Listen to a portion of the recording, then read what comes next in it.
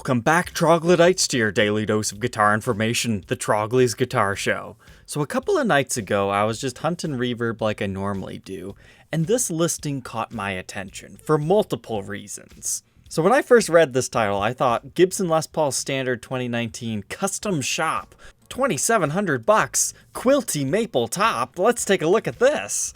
And then I got here and it's like, well, that's not a quilty top. I don't know what that is. And then I really took a look at it and it says quality maple top. So there should be like a hyphen here, custom shop quality. Now, to be honest, I'm only making this episode because I'm curious about your guys' thoughts and opinions on this custom shop quality top. I don't agree with the seller. I think this top is garbage. It probably should have been painted over like a gold top or something.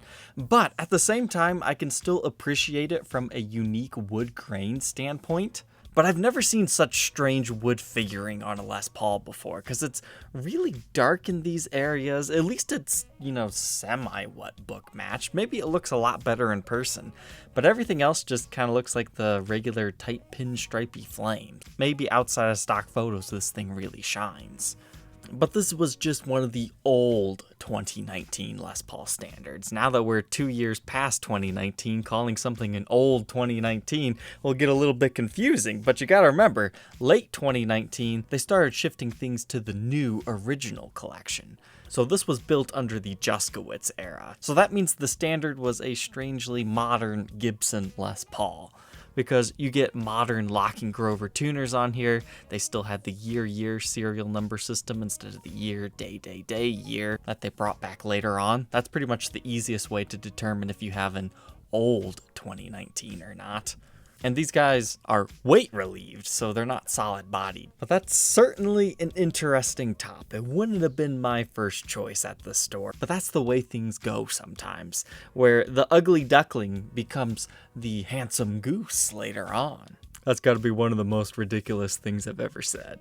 But it looks like this thing's been used. It's got some light impressions on the back of the neck. You can just barely see something right there. You got kind of a ding on the wing. And it's got that built-in shielding system that I don't think they use anymore. But the big question is, how much do they want for this? $2,700 plus $100. But what caught my attention and really sparked my interest in making this video, the listing has been suspended. Now, there's a lot of things that this thing could have been suspended for. Is it because of a not so good title that could mislead somebody, making them think it's a custom shop guitar like I initially thought and came to the listing and was interested in it? Because, $2,700 for a custom shop, it's not unheard of, but it's a fairly good deal for like a R8 or R9 that has a weird flamey top. Or was it because Reverb or whoever suspended this listing did not agree that it was a custom shop quality maple top? Well, here's where I burst your bubble. It's likely none of those reasons. The rule that was violated here is this independent seller is using stock photos from a dealer. They did not take these photos. Or if they did, they know how to do stock photography themselves. And if that's the case, the listing will go live once Reverb's had some time to chat with the seller to make sure that these are their original photos. However, I highly doubt the same guy that took these 4 blurry photos is the same guy that's taking these nice stock photos. No offense, man. Blurry photos happen to the best of us. So that is a little bit of a no-no on Reverb, and the whole reason behind that is they don't want you scamming someone. Like, you could just go to Sweetwater's site, rip the photos off of there, say you have that guitar, take somebody's money, and there's roundabout ways that you can defraud Reverb, despite their best intentions of keeping everybody safe. But since we've got some additional time, let's take a look at a couple of other guitars. Here's a Melody Maker that was listed and sold, like, within how long? 6 hours. Okay, so my feed's not up to date. This thing looks pretty cool with that tooled leather pickguard on it. I did a review on one of these things. So the initial story behind these Melody Makers, I guess there was a special at Guitar Center or something, where if you bought a Les Paul Standard, they would give you one of these things for free. And they still have a traditional mahogany body, but they have a Spanish cedar neck, which is a spec that I didn't quite get right in my review and demo. Kind of quirky little guitars that were underappreciated at first, but they've become a very sought after Melody Maker yet today. But they are really cool little guitars. But it looks like this one's been refinished and distressed and kind of modified, but You know, these things anywhere between $450 to $650, they're a nice little value. Here's a good deal for someone. Les Paul Standard exclusive. Let's see what's so exclusive about it. Looks like somebody's blacked out the hardware, but I doubt that's factory original. Yeah, I can't imagine factory Godot tuners. Oh, multi-bound top. That's nice. They've got double white Seymour Duncan pickups, and it's actually a Les Paul Standard. It's been used, it's got some scratches, but at the same time, remember, this is a black guitar. They're gonna show all the scratches. That's an interesting way to use Schaller strap locks. I get what they're doing. Like, that's meant to secure your strap down, but why? Does he use a second strap as like a fail-safe on top of that? It looks like we still have the binding nibs and everything. This thing's kind of cool. Did it have binding on the back? No, it did not. It looks like we got an original Gibson USA case, and most of the original stuff is still there. It looks like maybe it came stock from the factory with gold hardware.